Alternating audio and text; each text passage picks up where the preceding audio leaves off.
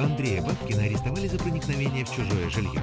Парня поймали хозяева на месте преступления, и он во всем признался. Шел по улице, увидел открытую на первом этаже форточку, не удержался от соблазна залезть в чужую квартиру и что-нибудь украсть. Но мама Андрея не поверила в эту историю и наняла адвоката. Женщина сказала, что ее сын никогда не имел проблем с законом. Он хорошо учится, за это родители ему все покупают. Зачем парню что-то воровать? Андрей оговорил себя, но почему? Юрист решил во всем разобраться. Защитник встретился с потерпевшей Алисой Фоминой.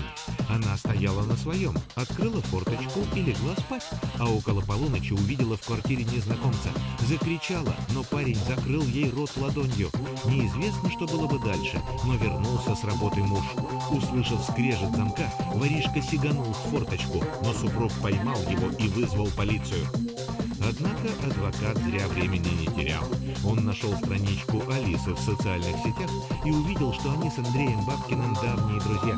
Защитник сообщил об этой странности следователю.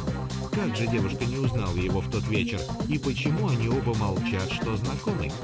На допросе девушка призналась, Андрей ее любовник. В тот вечер все вышло как в анекдоте. Супруг вернулся с работы раньше времени, Бабкин хотел вылезнуть через форточку, но муж его поймал.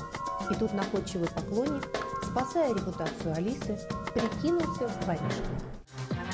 После такого признания дело о проникновении в чужое жилище закрыли. Фомина вынуждена была развестись с мужем. Теперь они с Андреем пытаются построить новую семью без измен и обмана.